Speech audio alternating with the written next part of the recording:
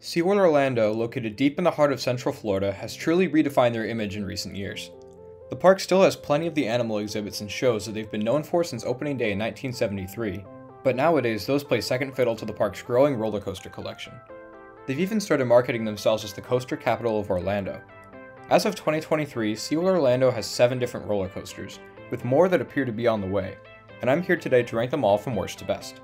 Welcome to CLT Coasters. My name is Josh, and this is my ranking of the roller coasters at SeaWorld Orlando.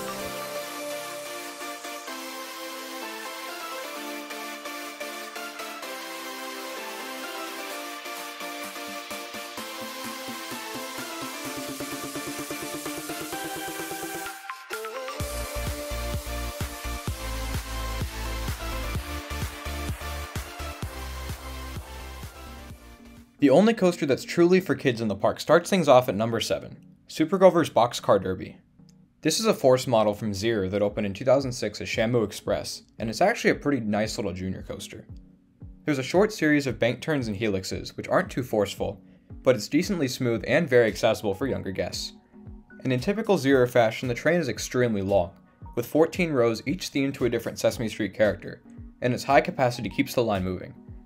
It's a good entry-level coaster, but thrill seekers will get a lot more out of the next 6 coasters on this list. Next up at number 6 is the park's oldest coaster, Journey to Atlantis.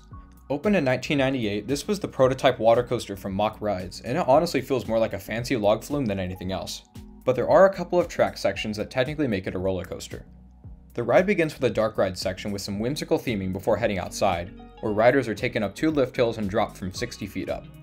This drop is easily the highlight of the ride, and you're sure to get a refreshing splash at the bottom.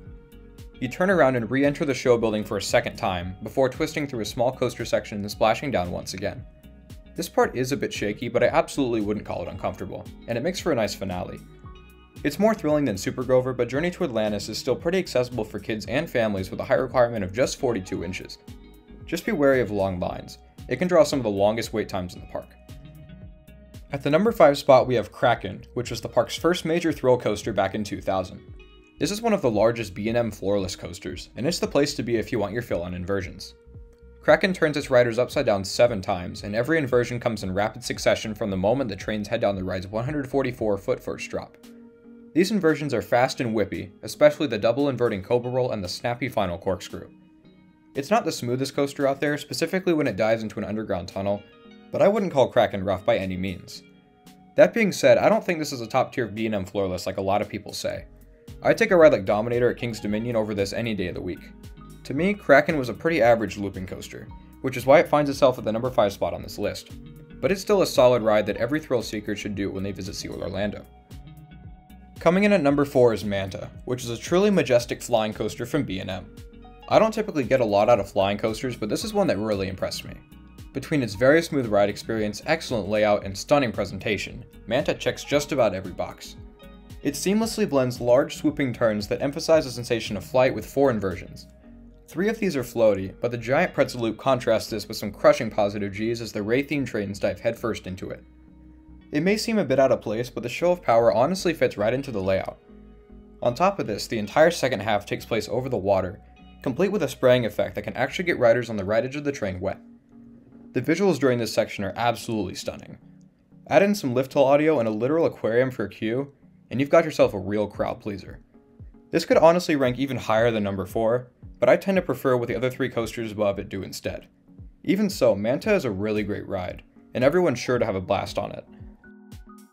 Taking the bronze at number 3 is a coaster that was delayed from its intended debut in 2020, but finally opened for the 2022 season. This is Icebreaker, which helps to bridge the gap between the park's smaller coasters and giant steel monsters. This quadruple swing launch coaster from Premier Rides may be small at just 93 feet tall and less than 2,000 feet of track, but it certainly packs a punch. The first 2 launches are pretty mild, but the last 2 have some nice speed, and they result in some thrilling negative Gs on the surrounding airtime hills, the 100-degree reverse spike, and the 80-foot tall top hat. Beyond the top hat are numerous ejector airtime hills, some of which are off-axis, and a twisted turnaround.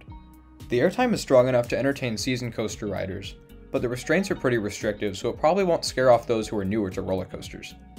And given its butter-smooth track work and 48-inch height requirement, it's very well suited for older kids and their families. Just keep an eye on those queues. This is another one that can garner some long wait times. The world's first launch stand-up coaster, Pipeline, washes up at the number 2 spot on the list. The prototype B&M Surf coaster may sound like a weird concept, but don't knock it till you try it. Pipeline's got a lot to offer. The ride kicks off with a shockingly good LSM launch, which accelerates the surfboard-themed trains to a top speed of 60 miles per hour. It's a great element, but as soon as you hit the end of this launch track, it becomes very clear where this coaster excels. You soar over a small airtime hill and everyone goes absolutely flying. The key here is that the seats bounce, so when you hit an airtime moment, your entire body launches into the air in the stand-up position. This sensation is one of a kind, and it's truly amazing. And there's more bouncy fun to be had on the giant 110-foot overbank curve, a towering twisted airtime hill, and the ride's only inversion, an equally as tall corkscrew. The second half of Pipeline changes it up with some strong positive g-forces on multiple bank turns and helixes, as well as a couple more airtime moments and quick transitions to round out the ride experience. My main issue with the ride is the restraint system. Passengers are secure with vest restraints, and while they do prevent any headbanging, the vests are super tight and not very flexible, and they dig into your shoulders and collarbone. Even so, I'm willing to take the pain for such a fun and unique experience. But there is another airtime machine across the park that I would take over Pipeline. And topping my SeaWorld Orlando coaster rankings at the number 1 spot is Mako.